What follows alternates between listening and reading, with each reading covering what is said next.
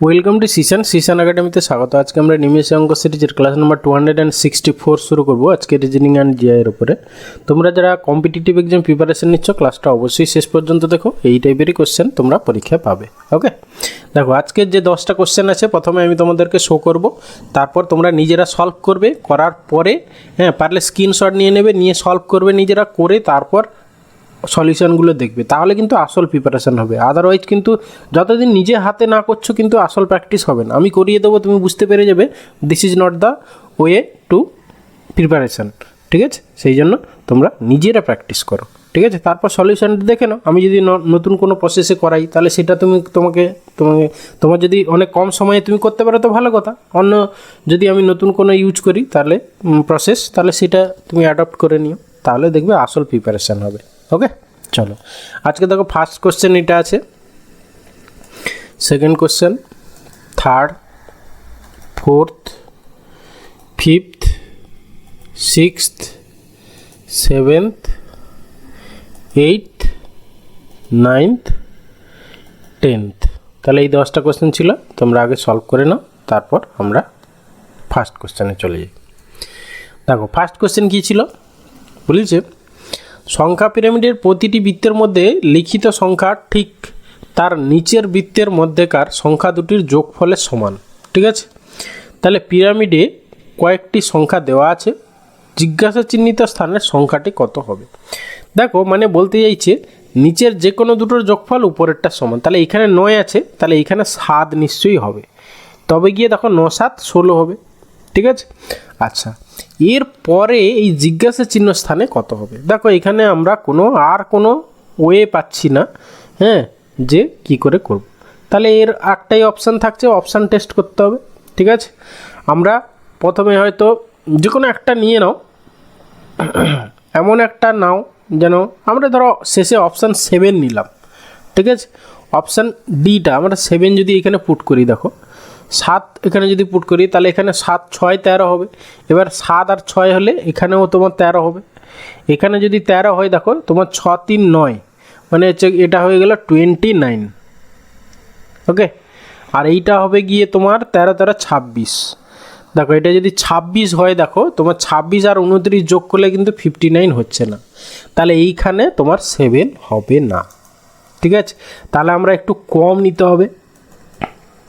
ঠিক আছে, তাহলে আমরা অন্য কিছু একটা নিতে হবে। এইখানের 7টা কিন্তু হবে, এটা কিন্তু এটা তো 7 হবেই। তাহলে আমাদের এই 7 হচ্ছে না, তাহলে আমরা 4 নিয়ে দেখি। এখানে যদি 4 দিই তাহলে এখানে 9 হবে, 9 4 13 হলো, তারপর 9 7 এখানে হচ্ছে গিয়ে 16, তাহলে 16 16 32। আর এখানে হচ্ছে গিয়ে দেখো তোমার 6 3 9, না এইটাও হবে না, কারণ কি দেখো 6 3 9 হলে মানে 29 হলে 9 2 11 হয়ে যাচ্ছে, ইউনিট ডিজিট দেখো এখানে 9 আছে, এটাও হবে না। ঠিক আছে, তাহলে এখানে 4ও হবে না। তাহলে পড়ে থাকছে তোমার কি 5 আর 6।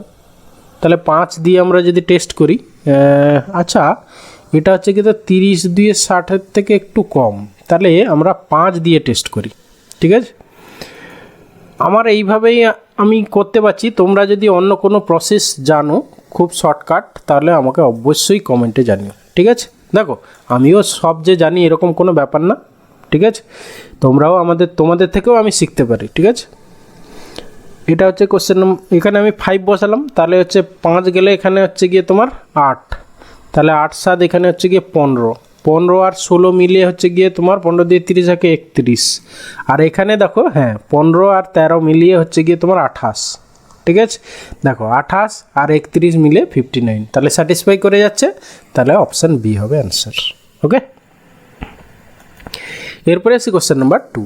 কী বলেছে না, একটি ষড়ভুজাকৃতি টেবিলের সব দিকে 6 জন লোক বসে আছে। তাহলে আমরা একটা ষড়ভুজাকৃতি টেবিল ড্র করি, বেঞ্জিন স্ট্রাকচার যারা জানো। আচ্ছা 6 জন বসে আছে, অনুপ বেলালের বিপরীতে। ঠিক আছে, তাহলে অনুপ এখানে দিয়ে দিলাম, এখানে বেলাল করে দিলাম, বেলালের বিপরীতে বলেছে।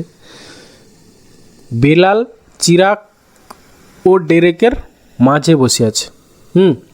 আচ্ছা বেলাল চিরাগ ও ডেরেকের মাঝে বসে আছে।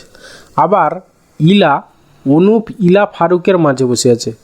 এইখানে দেখো আমি এটা বসালাম না কেন, এই যে বলেছে অনুপ বেলালের বিপরীতে, এইটা ঠিক আছে, এটা আমাদের হয়ে গেল। বাট বেলাল চিরাগ ও ডেরেকের মাঝখানে, তাহলে চিরাগ এখানে দেবো না এখানে দেবো তো আমরা শিওর নই। তাহলে অন্য কোথাও দেখি। এই যে এই লাইনটা দেখো, আবার ইলা ডেরেকের বাঁ দিকে বসে আছে, তাহলে কি ডেরেককে এমন জায়গায় বসাতে হবে তার বাঁ দিকটা ফাঁকা থাকবে, ঠিক আছে। তাহলে ডেরেককে আমরা এইখানে বসাতে পারবো না, কারণ তার বাঁ দিকে বেলাল হয়ে যাবে। তাহলে তোমাকে ডেরেককে এইখানে বসাতে হবে। তাহলে ডেরেক এখানে বসে গেল, তাহলে হচ্ছে কি চিরাগ এখানে অবভিয়াসলি বসবে। ডেরেকের বাঁ দিকে হচ্ছে গিয়ে তোমার ইলা বসবে, ঠিক আছে, হয়ে গেল। তারপরে আর কি বলেছে তোমার হচ্ছে এই লাইনটা দেখো, তোমার হচ্ছে অনুপ ইলা ও ফারুকের মাঝখানে, ঠিক আছে। অনুপ হচ্ছে এই যে অনুপ, ইলা আর হচ্ছে ফারুক, এখানে ফারুক বসবে, ব্যাস হয়ে গেল, কমপ্লিট। এবার বলেছে নিচের মধ্যে কোন জোড়াটি মুখোমুখি বসে আছে, তাহলে ইলা ফারুক না, ডেরেক ইলা না, চিরাগ ইলা, হ্যাঁ চিরাগ আর ইলা দেখো একে অপরের বিপরীতে বসে আছে, ঠিক আছে। তাহলে হচ্ছে কি অপশান সি হবে অ্যান্সার। এরপরে আসি কোশ্চেন নাম্বার 3। কি বলেছে না, বলছে এক্সট্রাঅর্ডিনারি শব্দটির অক্ষরগুলিকে আলফাবেটিক অর্ডারে সাজালে বাম দিক থেকে পঞ্চম স্থানে কোন অক্ষরটি হবে, ঠিক আছে। দেখো কিছু কিছু কোশ্চেন তোমরা দেখতে পাচ্ছ টাইপ করা, আর কিছু কিছু কোশ্চেন হচ্ছে মানে কপি পেস্ট করা, যেগুলো ধরো বুঝতে অসুবিধা হবে সেই জন্য আমি ওগুলো টাইপ করে দিই, ঠিক আছে। আচ্ছা যাই হোক, ওইসব কথা বাদ দাও। এখানে কী বলেছে আলফাবেটিক অর্ডারে সাজাতে হবে, তাহলে প্রথমে তোমার এ আসবে, ঠিক আছে। তাহলে এইটাকে আমরা এক, এটা 2 হবে, দুটো এ যেহেতু আছে, তাহলে এ হলো। তারপরে দেখো বি সি, বি নেই সি নেই, তার ডি আছে, তাহলে এটা 3। তারপরে হচ্ছে গিয়ে ডি ই আছে, তাহলে এটা হচ্ছে গিয়ে 4। তারপরে দেখো ইর পরে এফ জি এরকম কিছু আছে, এফ জি নেই, এইচ নেই, আই, তাহলে আই হচ্ছে গিয়ে 5 নম্বর। তাহলে বলেছিল না যে সাজালে বাঁ দিক থেকে পঞ্চম স্থানে কোনটি আসবে, তাহলে আই আসবে, তাহলে অপশান সি হবে অ্যান্সার। ওকে, এরপরে আছে কোশ্চেন নাম্বার 4। দেখো খুব ইজি কোশ্চেন, এখানে নাম্বার সিরিজের কোশ্চেন বুঝতেই পারছো। দেখো একটু খেয়াল করো, নাম্বার মানে প্রথম নাম্বারটা দ্বিতীয় নাম্বার কী করে এসছে দেখো, 1 × 2 + 1, 1 × 2 + 1 করলে দেখো 3 আসছে। আবার 3 × 2 + 1 করলে দেখো 7 আসছে। তারপরে তো 7 × 2 = 14 + 1 15, 15 × 2 = 30 + 1 31, 31 × 2 = 62 + 1 63, তাহলে 63 2 হচ্ছে গিয়ে তোমার কত 126 + 1 127 হবে তোমার অ্যান্সার, মানে অপশান এ অ্যান্সার। ওকে, এরপরে আসছে কোশ্চেন নাম্বার 5। বলি যে বিষম কোনটি? আচ্ছা, আমরা প্রথমে যদি বি ডি, তাহলে বি সি মানে এখানে তোমার 2 যোগ হয়েছে। তারপরে দেখো কে এল এম, এখানেও 2 যোগ হয়েছে। তারপরে দেখো পি কিউ আর, এখানেও 2 যোগ হয়েছে। তারপরে দেখো T S T U V, দেখো এখানে তোমার 3 যোগ হয়েছে। তাহলে এইটা দেখছি আলাদা, বাকিগুলো সব প্রথমটা সেকেন্ড লেটার হচ্ছে 2 2 করে যোগ হয়েছিল, শুধু এইটাই 3টে, তাহলে এটাই হবে আলাদা। ওকে, এরপরে আছে কোশ্চেন নাম্বার 6। বলেছে প্রবীণতাই বা সিনিয়রিটি কি পদোন্নতির একমাত্র শর্ত হওয়া উচিত?